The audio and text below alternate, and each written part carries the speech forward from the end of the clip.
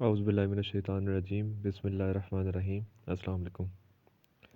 आज के इस लेक्चर 6 के अंदर हमने रेस्पिरेशन इन बर्ड्स के हवाले से बात करनी है।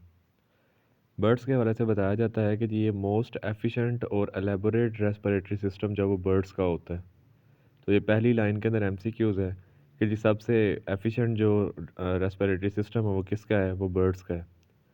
बर्ड्स जो हैं वो बहुत ही एक्टिव एनिमल्स हैं, मतलब इन्होंने फ़्लाइट शो करनी होती है, बहुत बहुत ऊंची जगह के ऊपर ये उड़ते हैं और उड़ने का जो प्रोसेस है वो भी काफ़ी एनर्जी चाहिए होती है उसके लिए। तो इस वजह से इनका मेटाबॉलिक रेट भी बहुत हाई होता है और उस मेटाबॉलिक रेट को चलाने के लिए ऑक्सीजन चाहिए होती। तो ज़ाहिर बात है इनका जो रेस्पिरेटरी सिस्टम है वो सबसे अच्छे तरीके से काम करता है और इनकी बॉडी के अंदर जो है वो ऑक्सीजन को सप्लाई किया जाता है। इनका जो रेस्पिरेटरी सिस्टम है वो वन वे फ़्लो को फॉलो करता है, मतलब जो इसमें से जो एयर है वो वन वे फ़्लो में जो है वो मूव करती है। किस तरीके से ये हमने इससे नेक्स्ट स्लाइड के अंदर सीखना है। और उसके बाद हर इंस्पिरेशन के बाद यानी कि हर सांस लेने के साथ साथ इसके अंदर एयर जो है वो रीन्यू होती है, नई एयर दाखिल होती है।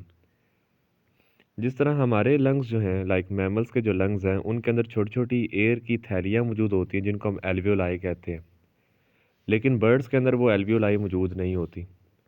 बर्ड्स के अंदर जो है वो उन थैलियों की जगह के ऊपर छोटे छोटे पाइप लाइक स्ट्रक्चर होते हैं, छोटी छोटी डक्ट्स मौजूद होती हैं जिनको हम पैराब्रोंकाई कहते हैं। हम जब ह्यूमन के लंग्स पढ़ेंगे तो उनके अंदर एल्वियोलाई के पास जो है वो सारी ब्लड कैपिलरीज होती हैं जहाँ पर गैस एक्सचेंज होता है। लेकिन क्योंकि बर्ड्स के अंदर जो है वो छोटी छोटी डक्ट्स मौजूद होती है जिनको हम पैराब्रोंकाई कहते हैं, तो उन्हीं के इर्द गिर्द ब्लड कैपिलरीज होंगी जहाँ पर गैस एक्सचेंज होगा। इसमें काफ़ी इंटरेस्टिंग चीज़ ये है कि जो पैराब्रोंकाई है और जो ब्लड वेसल्स हैं वो आपस में काउंटर करंट मैकेनिज़्म शो करते हैं। काउंटर करंट मैकेनिज़्म से मुराद ये है कि नीचे जो है वो पैराब्रोंकाई की डक्ट होती है, ऊपर जो है वो कैपिलरी की डक्ट होती है और उन दोनों के अंदर ऑपोजिट फ़्लो चल रहा होता है। मतलब अगर राइट साइड के ऊपर जो है वो एयर जा रही है तो लेफ़्ट साइड के ऊपर जो है वो उसमें से ब्लड गुजर रहा होता है। तो इसको कहते हैं काउंटर करंट और इस तरीके से गैस एक्सचेंज बड़ा अच्छे तरीके से होता है। और याद रखिएगा कि जो बर्ड्स के लंग्स हैं इनके अंदर कोई भी स्टेल एयर, कोई भी मतलब कि थोड़ा सा भी एयर का थोड़ा सा भी पोर्शन जो है इसके अंदर नहीं रहता। इस बात की समझ आपको तब आएगी जब हम ह्यूमन के लंग्स के हवाले से बात करेंगे कि जब हम सांस लेते हैं तो थोड़ी सी एयर हमारे लंग्स के अंदर रहती है, लेकिन बर्ड्स के अंदर ऐसा कुछ भी नहीं है कि बर्ड्स के अंदर कोई भी स्टेल एयर जो है वो इसके अंदर नहीं रहती। और आखिरी दो तीन लाइंस यहाँ पर ये हैं कि जो बर्ड्स के जो लंग्स होते हैं उनके साथ एक्सटेंशंस मौजूद होती हैं। उन एक्सटेंशंस को हम एयर सैक्स कहते हैं। ये एयर सैक्स जो है वो बॉडी के मुख्तलिफ हिस्सों में होते हैं, इवन के बोन्स के अंदर तक पेनिट्रेट किए होते हैं। और मोस्ट बर्ड्स के अंदर तो ये तकरीबन 9 एयर सैक्स जो है वो मौजूद होते हैं। कुछ एंटीरियर साइड पे होंगे, कुछ पोस्टीरियर साइड के ऊपर होते हैं।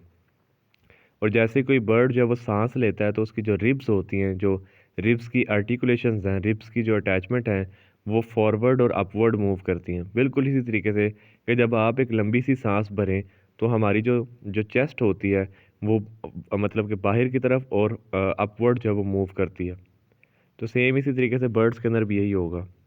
अब यहाँ पर मैंने एक एक्स्ट्रा चीज़ यहाँ पर अटैच की है जस्ट आपको पैराब्रोंकाई के हवाले से बताने के लिए और एयर सैक्स के हवाले से बताने के लिए कि बर्ड्स के अंदर जो है वो किस तरीके से एयर मूव करती है। तो ज़रा इसको गौर से देखिएगा जो साथ में पिक्चर अटैच है। इसमें सबसे पहले आपने रेड कलर को फॉलो करना है कि किस तरीके से एयर जो है वो एंटर हो रही है और वो जाकर इकट्ठी हो जाती है पोस्टीरियर डक्ट के अंदर।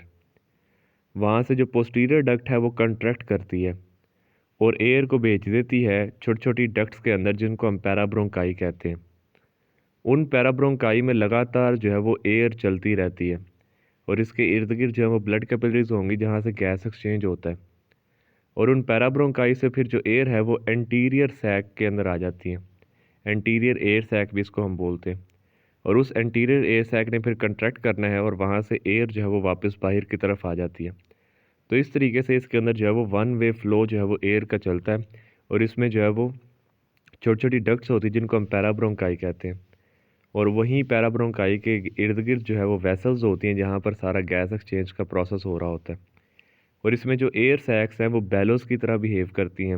मतलब बैलोस जो है वो नीचे की तरफ एक, आपने ये पिक्चर देखी होगी कार्टून्स के अंदर भी कि ये जो है वो पुराने वक्तों के अंदर लोग जो है वो इसको इस्तेमाल करते थे कि जब वो लकड़ियाँ जलाते थे तो उसको जो है वो हवा देने के लिए, ताकि वो अच्छे तरीके से जल सके। तो इसके साथ प्रेशर से जो वो हवा जो है वो निकलती है। हमारे यहाँ तो देसी तरीक़ेकार अपनाया जाता है कि उसको जो है वो हम पंखा जलना शुरू कर देते हैं। तो जो अंग्रेज़ लोग होते हैं वो उनके पास ये बेलोज़ होते हैं, और जिस तरह इसको प्रेस करते हैं तो अंदर से हवा जो है प्रेशर से निकलती है। तो ये जो एयर सैक्स होती हैं ये भी बेलोज़ की तरह बिहेव करती हैं और एयर को जो है वो आगे की तरफ जो है वो पुश करती हैं। तो ये सिंपल हमारे पास जो है वो रेस्पिरेशन इन बर्ड्स के हवाले से था। मैं इसको समराइज़ कर देता हूँ।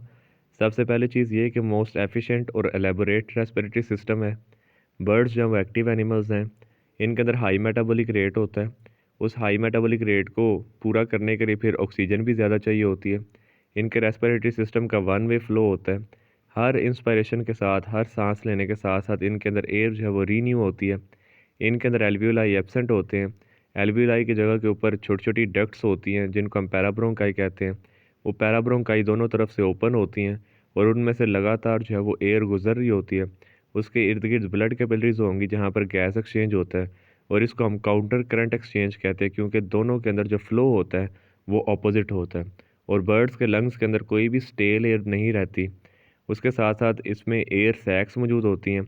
वो जो एयर सैक्स हैं, वो जो एक्सटेंशन है, वो बॉडी के मुख्तलिफ हिस्सों में मौजूद होती हैं। इवन कि वो बोन्स के अंदर तक पेनिट्रेट की होती हैं। और ये जो एयर सैक्स हैं ये बैलोज़ की तरह बिहेव करती हैं और एयर को जब आगे की तरफ पुश करती हैं। मोस्ट बर्ड्स के अंदर तकरीबन 9 जो है वो एयर सैक्स मौजूद हो सकती हैं। और जब बर्ड सांस लेता है तो उसकी जो रिब आर्टिकुलेशंस हैं, रिब की जो अटैचमेंट है, जो रिब केज होता है, वो अपवर्ड और फॉरवर्ड मूव करता है। और उसका जो सारे का सारा फ्लो है वो साथ में आप जो है वो इमेज के अंदर देख रहे हैं। तो ये आज का हमारा लेक्चर था। इससे रिलेटेड आपका कोई भी क्वेश्चन वगैरह हो तो आप क्लास में भी पूछ सकते हैं, या नीचे जो है वो आप कमेंट में भी पूछ सकते हैं। मेरी तरफ से आप सब लोगों को अल्लाह हाफ़िज़।